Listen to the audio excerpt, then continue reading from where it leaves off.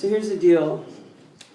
This is chapter 3 out of a book that I've been writing for almost half of my life. I write for like about 45 minutes a year.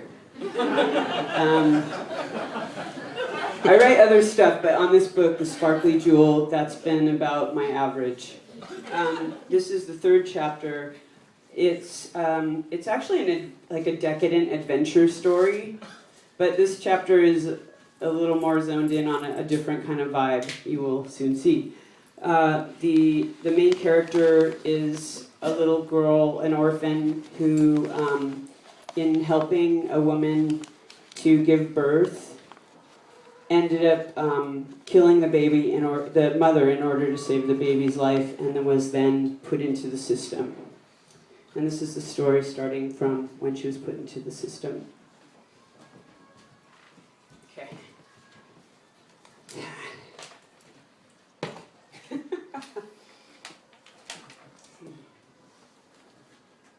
At first I'd been with the older ladies. Sometimes I'd comb their hair after the electricity. It was pretty much just fine.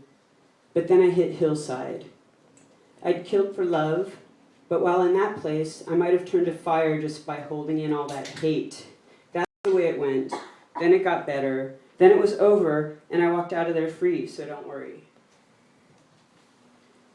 5 or 6 girls, 50 boys lived there in an average month.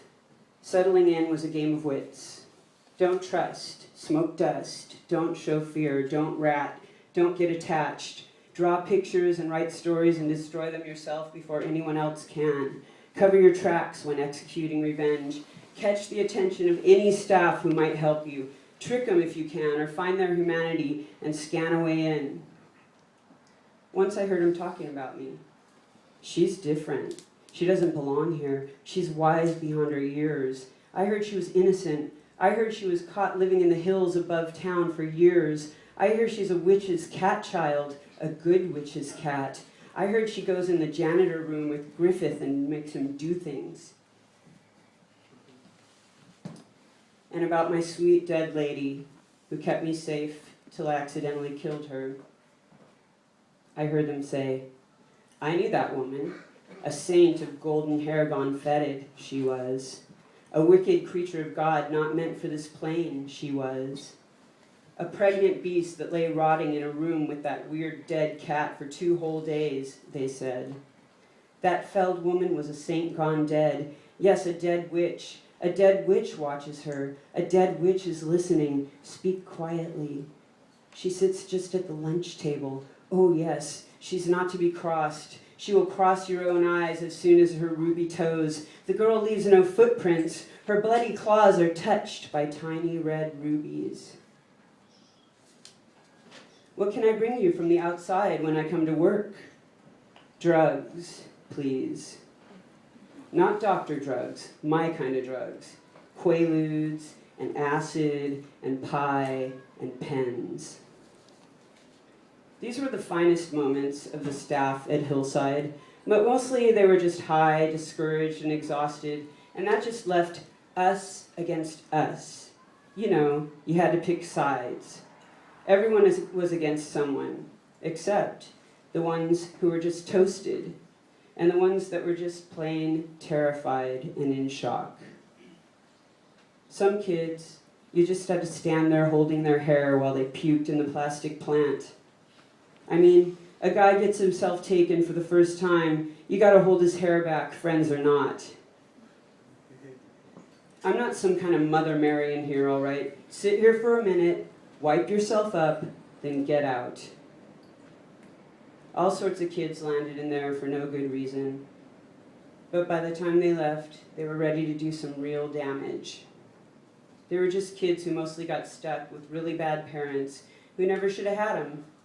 There was also the sweet but unlucky Team 2 type kids, ghostly, slow-talking spitwaddlers, sweetly shaving the ends off of every word they tried to speak so that all you could hear was the soft middle part. Retarded and having seizures all the time, these ones truly had it the worst from the other kids and the staff. Unthinkable things happened to these innocents. Maybe it was the meds, but it seems strange to me now that almost all the schizophrenics were epileptic. And all the time, everyone tonguing their meds and trading for the exact wrong ones, myself included. And everyone going off and being put on level 1 or in the closet, and all the time I was hating, planting little bombs, stuff no one knew I did. Of course, I wanted out. The boys on Team 5 were the only ones that seemed perfectly intent in their element, perfectly content. They were truly fucked for life, destined to try to be big, to matter, to dominate. I sneered under my tongue at them, doubted they had any chance at all out there in the real street. Lucky they were not running with their real gangs right now, but in this little world, rival gangs could somehow team up, and they could play at being kings. In this place, they could do the things that had been done to them. Once a whole pack of them held me down and sucked hickeys onto my face. One after the other, right in the daytime, out in the yard. I placed their respective deaths in my mind. Some of these imagined, painful deaths were so heinous, I'd have almost felt pity on the corpse if he hadn't been sucking a smelly bruise onto my eye. They were Crips, Cholos, Bloods, and the couple of big run-over-your-dog-on-purpose, kill-their-own-mom types. And then there was Mark. He was a rocker. I knew he loved me when he twisted my arm behind my back and said, "You'll never leave this place, bitch." He intentionally breathed in my eyes. I hate that. So I broke open his knee with a chair. The Queen Mother, Luann, got wind of it, and I got put in the closet for about a week. He was gone when I got out. Team 1 and Team 4 were just fucked up kids like me. But let's talk Team 3. Feared even by the hardest criminal pricks on Team 5. Everyone, even the staff, called them walleyes. They floated angrily along, unable to communicate, dosed on massive drugs. These were the really gone and randomly violent ones that were supposed to be kept separate. When they did go roaming, you prayed they never deciphered the difference between you and a post or a chair.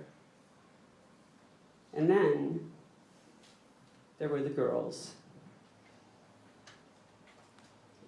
Faith was 12. She didn't believe in anything. She had a smelly pussy, they said. They'd rather she gave them head. I was 13 and thinking I was an artist. I put a really unprofessional tattoo on her, a heart it was supposed to be, but it looked more like a bad rash. She loved it, ugly little Faith. Stacy was older than us. She had her reasons to give her snatch away. Maybe she just loved the greasy feeling of those stupid boys. I hope that's why, because that's yours. You own it. Do what you want. The other one I don't remember, except she was also a lot older, too old, maybe even 17. And like Stacy, was just too bulbous and eager. Give me your ass, girl. I want to taste it. That's all it took. Stacy and what's-her-name got sore and infected. Help me, they'd say, after fucking up my stuff just days before. We all get sore and infected, I told them. I can't carry you.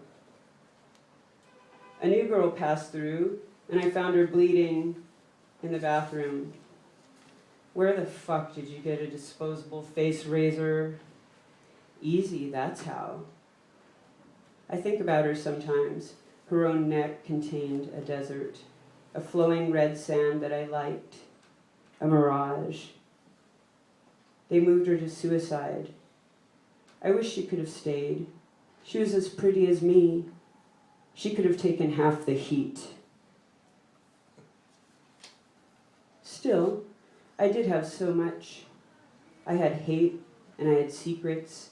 13 years old and multiplying. I always fought. I stopped fighting. They liked me the best because I was thin and hot and I fought or not. I had a number of attributes that couldn't be taught. I was destined to rule and they knew it, and they wanted to eat it as much as they could before they died in the robbery or stabbing or jail. They'd never hit 21. They'd never hit Blackjack. That was one of his names. One of the staff that ran Team 5, Black Jack. Hit him once, and it gets ugly. Hit him twice, and lights out, boys. He was an idiot, but he was smart enough to know it, and that makes for a strangely needy kind of man. The other guy that ran Team 5 was short with a fro and dressed kind of college boy-like, with a western shirt tucked into tight designer jeans, and with some nice white sneakers. He always looked real clean. He could sick his kids on you with one wink of an eye. He was Tyrone, the smart one. The number of times I got spit in the face is 2. The number of hickeys I had sucked onto my face is I don't remember, but it took 6 of those boys to do it. The number of rapes was not as many as the retarded kids got. Time passed. Things had cooked to a slow simmer in Hillside.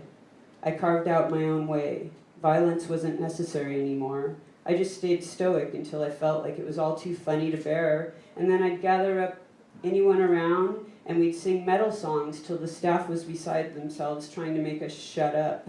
Masturbation was a creative frivolity or a solitary prize. I could maneuver the little world around and around with just a couple of fingers and my imagination. I could float through, taking her as little or as much as I wanted, because I had been there longer than anyone except Luann. Luann, well, I'll never get at that throat, so never mind. They left me alone, or they died, or moved on. The whole thing with the teams was disbanded. There was just no heart in the dominance game anymore. The place was having trouble with laws. Child laws, sex laws, drugs. The monies weren't accounted for. The administrators came to me at lunch for a smoke. They pulled up a piece of my bench and talked to me about pregnant girlfriends, beach vacations, the day they found out their dad was a queer. They looked at my eyes and saw I was in the center of a storm, and it was a fine place to be. They respected me in a creepy sort of way. Maybe I'd reach out a hand. They'd step back quick, but not too quick, moving like it was an accident. Like, of course, they'd just as soon rest in my arms, but the wind had blown them the other way. Really, they were just spooked by my touch, and they had long since stopped addressing me as the dead cat. They now called me Maddie. Everyone did. My hair was a nest of something like black branches and glue. Too much a statue to touch. Too much a doctor to lie to.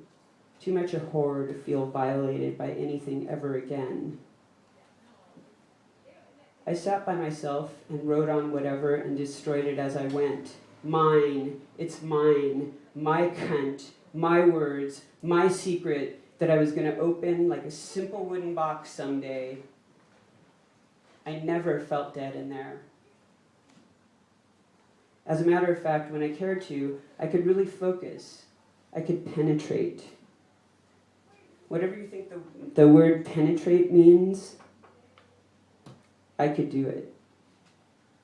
Sometimes it was hell, but all these things faded as soon as I walked out of that place. I sat by myself and wrote on whatever and destroyed it as I went. Ooh, it repeats right there, guys. Hold on. Penetrate. Did I say that part yet? Penetrate. Okay, so then, anyways.